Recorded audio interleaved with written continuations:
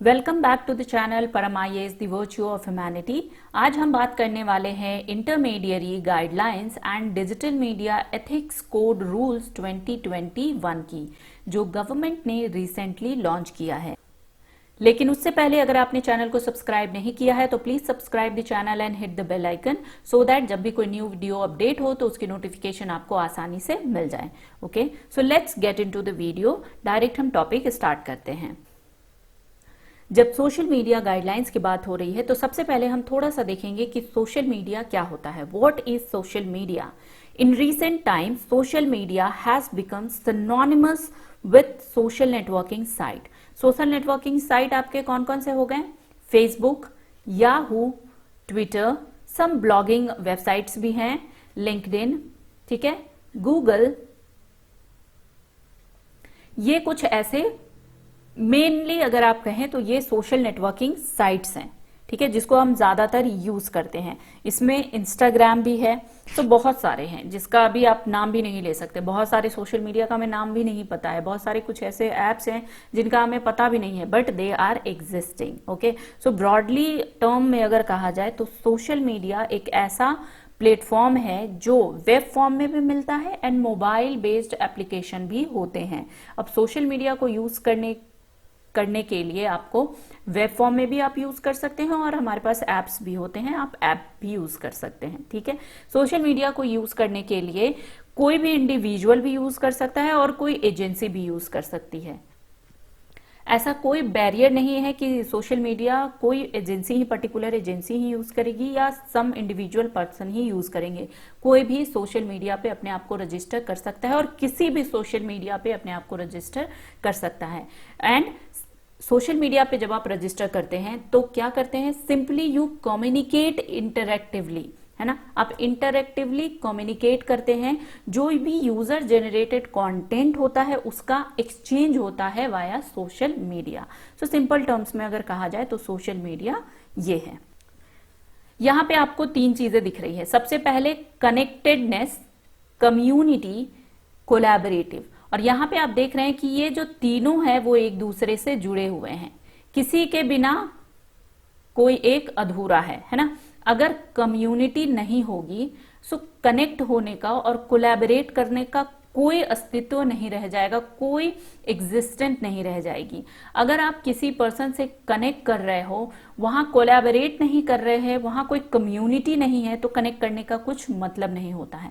तो सिंपली जब भी सोशल मीडिया की बात होगी तो वहां पे ये तीन मेन कैरेक्टरिस्टिक हैं सोशल मीडिया के। सबसे पहला क्या है? Connectedness, second collaborate and third one is community. अब कनेक्टेडनेस में क्या होता है? The same like-minded people or people interested in the same topic and domains are connect और reconnect, है ना। कनेक्टेडनेस में सिंपली कहा जाए तो सेम तरह की सोच रखने वाले लोग, सेम टॉपिक में इंटरेस्ट रखने वाले लोग, ठीक है, एक डोमेन के जरिए कनेक्ट होते हैं और रिकनेक्ट होते हैं। और ये 24/7 होता है। ठीक है, सोशल मीडिया आपने देखा होगा 24/7 होता है। अगर किसी भी सोशल मीडिया पे आप किसी भी और टाइम में आप लॉग इन करो, वहां पे कोई भी मेंटेनेंस का आपको मैसेज रिफ्लेक्ट नहीं होता है। जैसे IRCTC की वेबसाइट पे, IRCTC की जो वेबसाइट है वहां पे अगर आप मिडनाइट 12 बजे के बाद लॉग इन करते हैं तो वहां पे एक अंडर मेंटेनेंस वाला मैसेज रिफ्लेक्ट होता है जो 1 या 1:30 बजे तक दिखता है। उसके बाद वापस आप फिर लॉग इन कर सकते हैं। ठीक है, तो एक मेंटेनेंस टाइम होता है।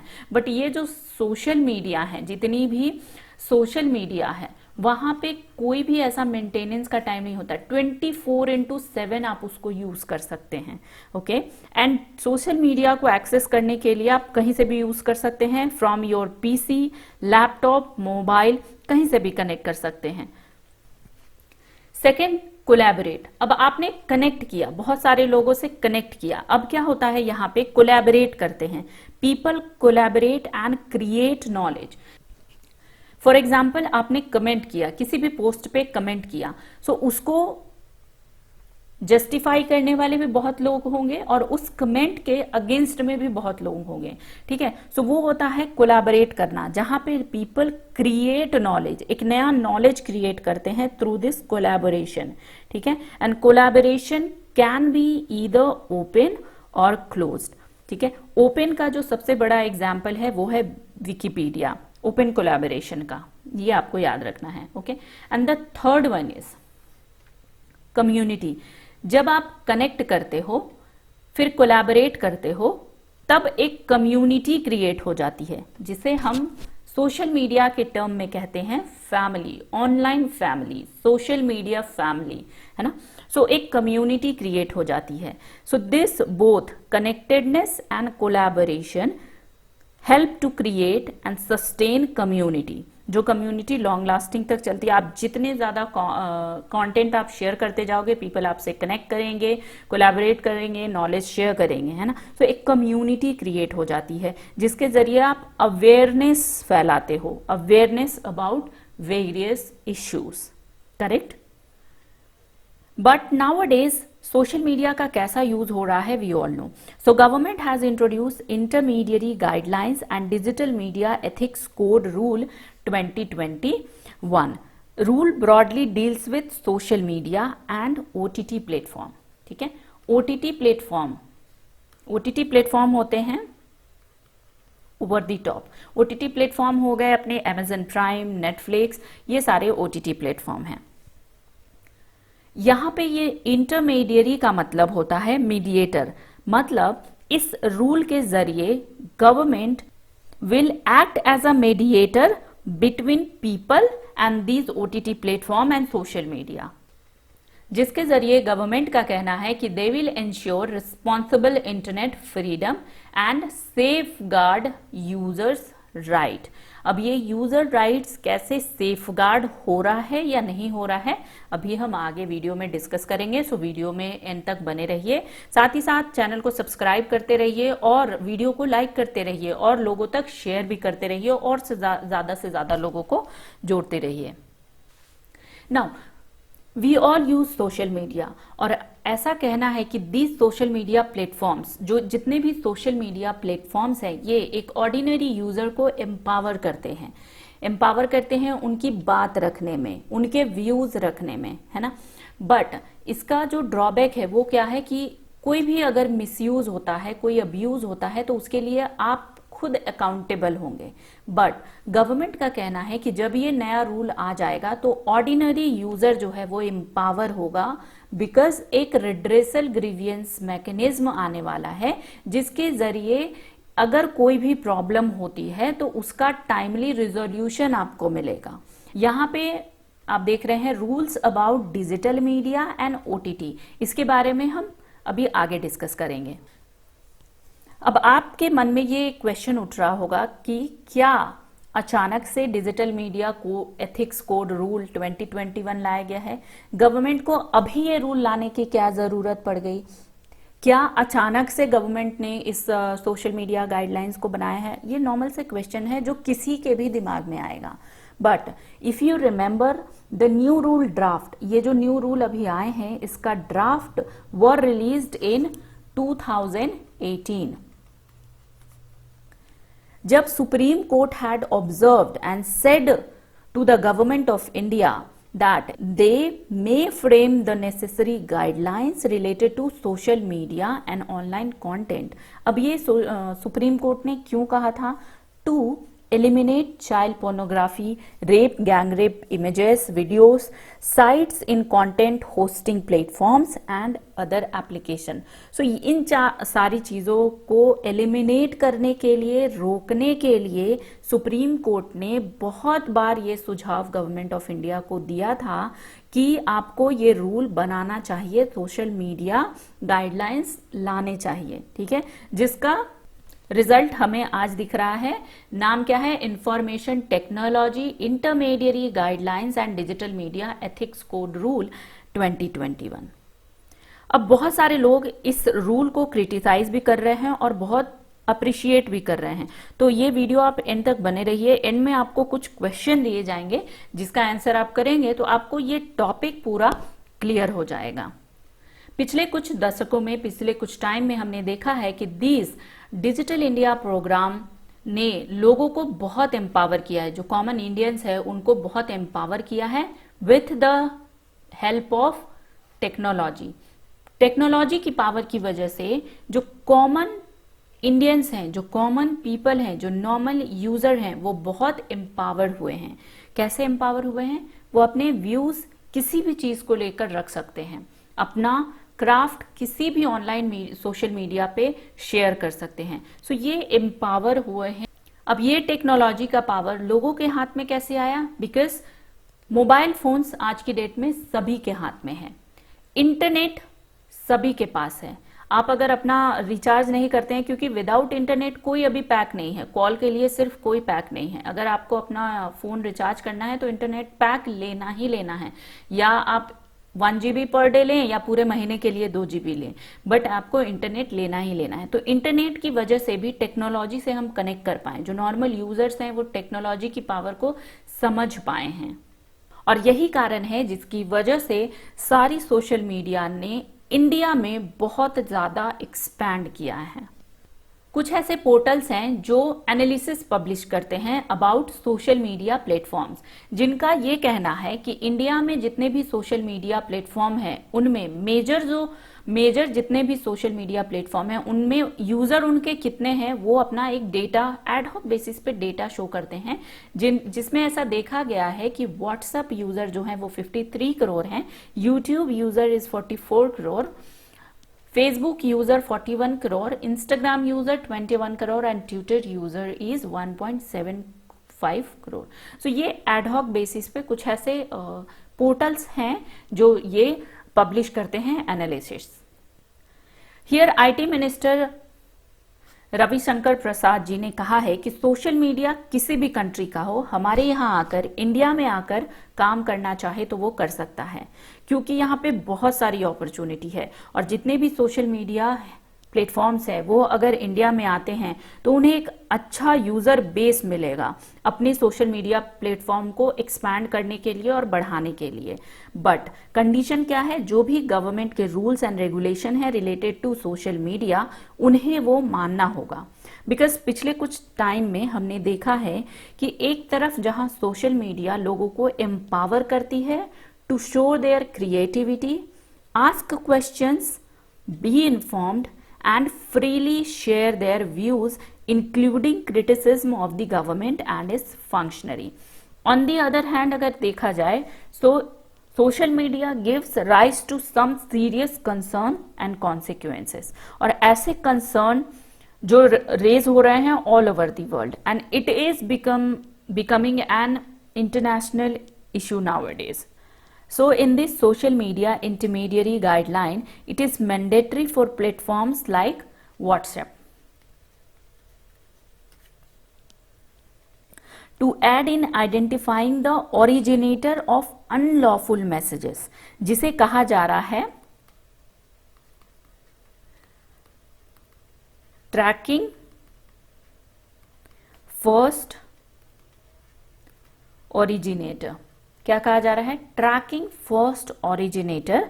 अब ये लागू होगा primarily in the nature of messaging app. जितने भी मैसेजिंग ऐप है वहां पे ओरिजिनेटर फाइंड करने का जो है ट्रैकिंग फर्स्ट ओरिजिनेटर ये लागू होगी।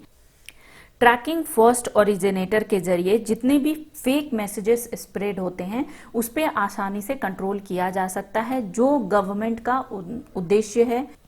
इस सोशल मीडिया गाइडलाइंस के अकॉर्डिंग ये कहा जा रहा है कि अगर कोई भी ओरिजिनेटर फाइंड होता है और उस मैसेज से अगर कोई नेशनल सिक्योरिटी और कंट्री इंटीग्रिटी का खतरा रहता है तो उन पे डिटेक्शन, इन्वेस्टिगेशन, प्रोसिक्यूशन, पनिशमेंट अगर रिक्वायर्ड हुई तो होगी। But here is one conflict, the cyber experts. कौन कहते हैं? Cyber experts. जो भी साइबर एक्सपर्ट्स हैं व्हाट दे आर सेइंग कि ये जो नई रूल आई है गवर्नमेंट की, इस रूल के जरिए government want to keep surveillance on people. जितने भी लोग हैं उन पे गवर्नमेंट सर्विलियंस रखना चाहती है, ऐसा साइबर एक्सपर्ट का कहना है। बिकॉज ये जो मैसेजिंग ऐप होती है वो एंड टू एंड एनक्रिप्टेड होती है। क्या होती है? एंड टू एंड एनक्रिप्टेड होती है। एंड टू एंड एनक्रिप्शन का मतलब होता है आपने कोई मैसेज लिखा, हेलो, यहां पे ये मैसेज आएगी और ये एनक्रिप्ट हो जाएगी कुछ ऐसे फॉर्म में। उसके बाद जिसको भी आपने भेजा है वहां पे ये मैसेज दिखेगा हेलो। मतलब ये बीच में ये मैसेज किसी भी फॉर्मेट में हो सकता है, बीच में अगर कोई देखना चाहे तो यहाँ पे ये मैसेज किसी को भी नहीं दिखेगी। जो सेंडर है और जो रिसीवर है सिर्फ उसी को ये मैसेज ओरिजिनल फॉर्म में दिखेगा। That's why cyber experts are saying कि अगर ये रूल लागू हो जाता है तो कंपनी को ये रूल ब्रेक करना होगा, इस प्रोटोकॉल को ब्रेक करना होगा। फिर यहाँ पर सिक्योरिटी इशू भी हो सकती है, सिक्योरिटी ब्रीच आ सकते हैं, क्योंकि एक नॉर्मल यूजर, हम और आप जैसे जब भी ऑनलाइन कम्युनिकेशन करते हैं तो हम ये चाहते हैं कि जो भी हमारा ऑनलाइन कम्युनिकेशन हो रहा है वो सिक्योर हो। बट जब ये रूल आ जाएगी तो एंड टू एंड एनक्रिप्शन का कोई कंसेप्ट नहीं होगा, ये एंड टू एंड एनक्रिप्शन हट जाएगी। तो आप कमेंट करके कमेंट सेक्शन में बताइए अब इसे टैकल करने के लिए क्या करना चाहिए, आपके क्या व्यूज हैं इसको लेकर, आप इसे कमेंट सेक्शन में बताइए, शेयर करिए। न्यू सोशल मीडिया गाइडलाइंस की बात करें तो यहाँ पे अनलॉफुल कंटेंट की बात हो रही है।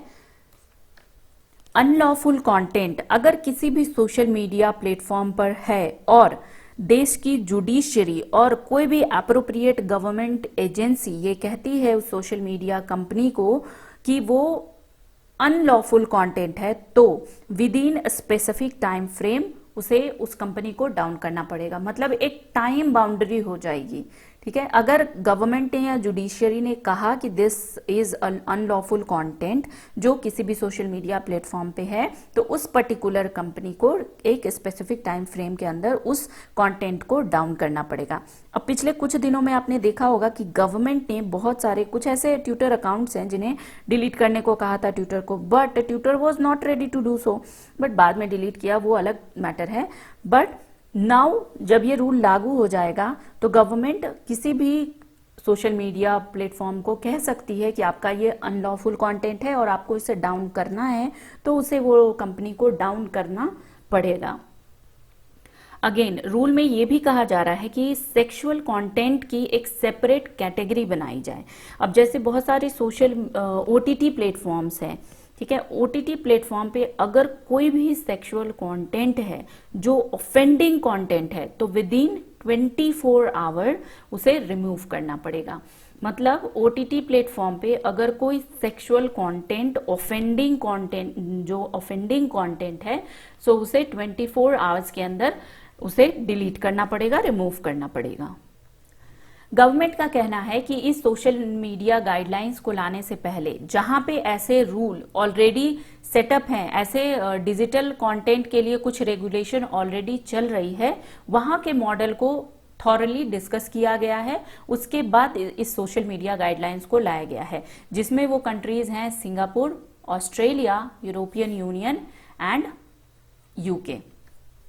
Now, government is saying to deal with grievance redressal mechanism, company will have to appoint 3 employee जो इंडिया के रेसिडेंट होने चाहिए। ऐसा नहीं है कि अगर कोई कंपनी यूएस की है तो वो कहेगी कि हम अपना जो ग्रीवियंस रिड्रेसल जो पर्सन अपॉइंट करेंगे वो यूएस का करेंगे, ऐसा नहीं हो सकता। जो भी पर्सन अपॉइंट होगा वो रेसिडेंट ऑफ इंडिया होगा। 3 एम्प्लॉयज हायर किए जाएंगे, ठीक है, जिसमें से पहला होगा चीफ कंप्लायंस ऑफिसर, ठीक है, who is responsible for ensuring compliance with act and rules. Second होगा nodal contact person. Nodal contact person coordinate with enforcement law enforcement agency, और ये जो नोडल कॉन्टेक्ट पर्सन होंगे दे कोऑर्डिनेट 24/7। थर्ड होगा resident grievance officer, जिनका काम होगा perform the function mentioned under grievance redressal mechanism. अब ग्रीवियंस रिड्रेसल मैकेनिज्म में क्या क्या पैरामीटर्स हैं वो अभी कुछ भी नहीं क्लियर है, कुछ भी नहीं डिस्कस किया हुआ है, कहीं भी मेंशन नहीं है। तो वो जब ये न्यू सोशल मीडिया गाइडलाइंस लागू हो जाता है उसके बाद ये सारी चीजें ज्यादा क्लियर होगी। जब भी आप इस न्यू इंफॉर्मेशन टेक्नोलॉजी एक्ट की बात कर रहे हैं, और जब आपने इसे पढ़ा है और देखा है तो यहाँ पे एक वर्ड यूज हो रहा है, code of ethics. Code of ethics for online news and OTT platform and digital media. So basically code of ethics online जितने भी न्यूज चैनल हैं, जितने भी ओटीटी प्लेटफॉर्म हैं, उनके लिए कोड ऑफ एथिक्स फॉलो करना मैंडेटरी है। Under cable television network regulation act जो भी रूल ऑफलाइन टीवी और प्रिंट मीडिया पे लगती है, अब वो सारी डिजिटल मीडिया पे भी लगेगी। गवर्नमेंट इज सेइंग आपको जो कंटेंट दिखाना है आप दिखाओ, बट उसकी रिस्पॉन्सिबिलिटी आपको लेनी होगी, एक कोड ऑफ एथिक्स फॉलो करना होगा। अब इस कोड ऑफ एथिक्स को फॉलो करने के लिए कुछ पैरामीटर्स होंगे, तो इसके लिए 3 लेवल ग्रीवियंस रेड्रेसल मैकेनिज्म लाया गया है। डिफरेंट लेवल पे सेल्फ रेगुलेशन है। सबसे फर्स्ट लेवल 1 पे सेल्फ रेगुलेशन बाय पब्लिशर, जो भी ऑनलाइन मीडिया है या कोई ओटीटी प्लेटफॉर्म है। लेवल 2 पे self regulation by the self regulating bodies of the publisher. ये सेल्फ रेगुलेटिंग बॉडीज जो हैं वो पब्लिशर्स के ही होंगे। एंड लेवल 3 पे ओवरसाइट मैकेनिज्म, मतलब simply government is saying first आपको सेल्फ रेगुलेशन करना होगा। जितने भी ओटीटी और डिजिटल मीडिया और ऑनलाइन न्यूज चैनल है, इन सभी को सबसे पहले कंटेंट में वो खुद सेल्फ रेगुलेशन करना होगा कि कितना गलत है कितना सही है। उसके बाद एक ग्रीवियंस, सेकेंड लेवल पे एक ग्रीवियंस रेड्रेसल ऑफिसर होगा, जो सेल्फ रेगुलेटिंग बॉडीज का, जहां पे सेल्फ रेगुलेटिंग बॉडीज का रोल आएगा। एंड देन उसके बाद थर्ड लेवल पे फाइनल स्टेज पर सेंट्रल गवर्नमेंट का रोल आएगा। And at the government level एक inter departmental government committee establish की जाएगी बाय आईबी मिनिस्ट्री, जो इन सभी ग्रीवियंसेस को सुनेगी। तो कुछ इस तरह का प्रस्ताव इस सोशल मीडिया गाइडलाइंस में गवर्नमेंट के द्वारा दिया गया है। होल एंड सोल कंप्लीट अगर आपको समराइज करना हो सोशल मीडिया गाइडलाइंस जो अभी आए हैं 2021, तो उसको कुछ पॉइंट्स में समराइज इजिली किया जा सकता है। मेन फोकस इस गाइडलाइंस के ये हैं। सबसे पहले सोशल मीडिया की बात करें तो फर्स्ट ओरिजिनेटर आइडेंटिफाई करना होगा, और जो अथॉरिटी होगी वो कंसीडर करेगी कि वो एंटी नेशनल है या नहीं। अब ये एंटी नेशनल कैसे कंसीडर होगा, इसके बारे में कोई भी पैरामीटर नहीं दिया गया है, किस पैरामीटर पे ये कंसीडर होगा एंटी नेशनल में। सेकेंड कहा जा रहा है कि एक ग्रीवियंस ऑफिसर अपॉइंट होंगे, और जिनका काम होगा कि कोई भी कंप्लेन को 15 डेज के अंदर रिजॉल्व करना। उसके बाद एक मंथली कंप्लायंस रिपोर्ट लाई जाएगी। मंथली कंप्लायंस रिपोर्ट आएगी जिसमें जितने कंप्लेन आए हैं उसकी डिटेल और उस कंप्लेन पे कितने एक्शन लिए गए हैं उसकी डिटेल, ये सभी उस मंथली रिपोर्ट में मेंशन होगी। ठीक है, तो ये तो है social media, and this is best, this is good, this was required, ये रिक्वायर्ड है।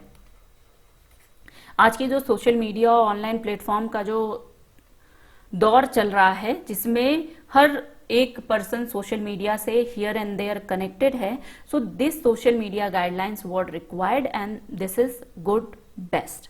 ओके, नाउ अब यहां पे आ जाते हैं ओटीटी प्लेटफॉर्म के लिए भी, जो अभी कहा जा रहा है कि आपको अपने कंटेंट को 5 एज बेस्ड कैटेगरी में डिफाइन करना होगा। ठीक है, जैसे यूए सर्टिफिकेट, यूए 13, कुछ ऐसे में आपको सेल्फ क्लासिफाई करना होगा आपके कंटेंट को अपने प्लेटफॉर्म पे डालने से पहले। सो ये सारी चीजें दी गई है, ये सारी चीजें होनी चाहिए काफी पहले से है। आज की डेट में ऑन ओटीटी प्लेटफॉर्म पे क्या कंटेंट चल रहा है ये हम सभी जानते हैं। So this is also a good initiative. अब ये प्रॉपर तरीके से अगर लागू हो जाए so this is good. Okay, so सबसे जो अभी कंट्रोवर्शियल कह सकते हैं और क्रिटिसाइज वाला जो कह सकते हैं, बहुत लोग क्रिटिसाइज कर रहे हैं, बहुत लोग अप्रिशिएट कर रहे हैं, सो वो है डिजिटल न्यूज।